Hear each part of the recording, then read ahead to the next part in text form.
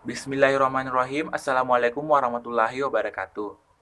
Perkenalkan, nama saya Khairul Yusuf dengan NIM 90300 118021, kelas Ilmu Ekonomi A angkatan 2018.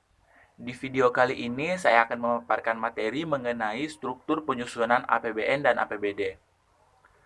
Untuk pemenuhan tugas pengganti mata kuliah Ekonomi Publik. Sebelum saya masuk di struktur penyusunan APBN dan APBD, saya akan menjelaskan sedikit mengenai pengertian dari APBN.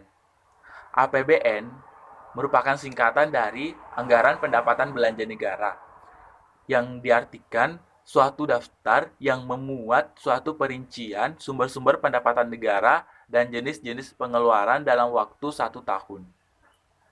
Yang selanjutnya, dasar hukum penyusunan APBN. Dasar hukum penyusunan APBN dibagi menjadi 3. Yang pertama, Undang-Undang 1945 Pasal 23 sesudah amandemen. Yang kedua, Undang-Undang Nomor 1 Tahun 1994 tentang Pendapatan dan Belanja Negara.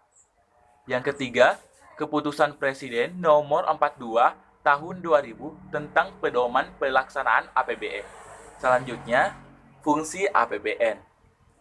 Fungsi APBN terbagi 5. Yang pertama, fungsi otorisasi. Yang kedua, fungsi pengawasan. Yang ketiga, fungsi alokasi. Yang keempat, fungsi distribusi. Dan yang kelima, fungsi stabilisasi. Selanjutnya, anggaran APBN. Anggaran APBN terbagi 3. Yang pertama, anggaran surplus, di mana anggaran surplus adalah salah satu anggaran yang dimana jumlah penerimaannya lebih besar daripada pengeluarannya.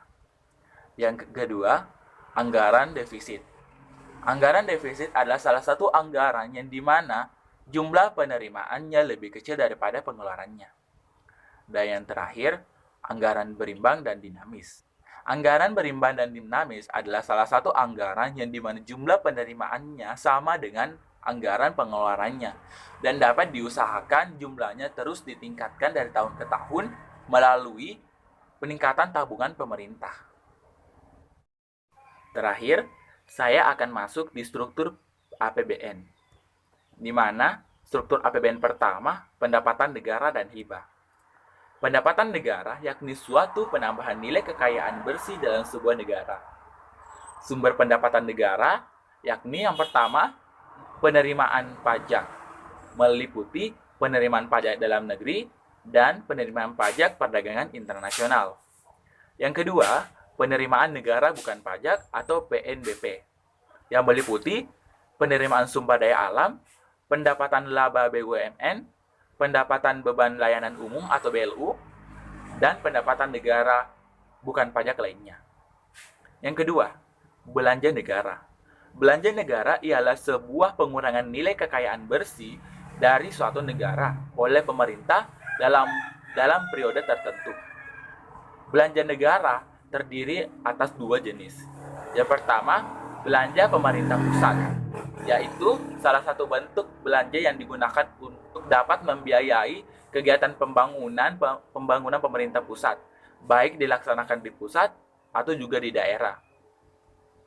Belanja pemerintah pusat dikelompokkan menjadi beberapa, diantaranya belanja pegawai, belanja barang, belanja modal, pembiayaan utang, subsidi BBM dan subsidi non-BBM, belanja hibah, dan belanja sosial termasuk penanggulangan bencana dan belanja lainnya. Yang kedua, belanja daerah adalah salah satu bentuk belanja yang dibagi-bagi ke pemerintah daerah untuk kemudian masuk dalam pendapatan APBD daerah yang bersangkutan.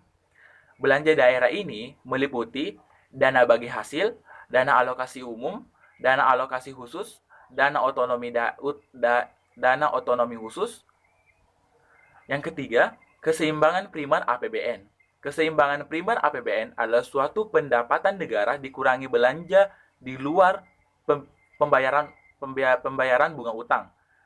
Pemerintah juga dianggap berhasil apabila jumlah pendapatan negaranya lebih besar daripada belanja negaranya. Yang keempat, surplus dan defisit anggaran. Surplus anggaran yaitu sebuah keadaan di mana pendapatan negara lebih besar daripada belanja negara. Yang kedua, defisit anggaran adalah berbagai keadaan di mana belanja negara lebih besar daripada pendapatan. Yang kelima, pembiayaan APBN. Pembiayaannya yakni setiap penerimaan yang perlu dibayarkan kembali dan juga pengeluaran yang akan diterima kembali, baik pada tahun anggaran yang bersangkutan maupun pada tahun anggaran berikutnya. Pembiayaan APBN yakni meliputi 1. Pembiayaan dalam negeri, yang 2. Pembiayaan luar negeri neto. Itulah pemaparan materi yang dapat saya sampaikan pada video kali ini. Semoga bermanfaat. Wabillahi taufiq wal hidayah. Wassalamualaikum warahmatullahi wabarakatuh.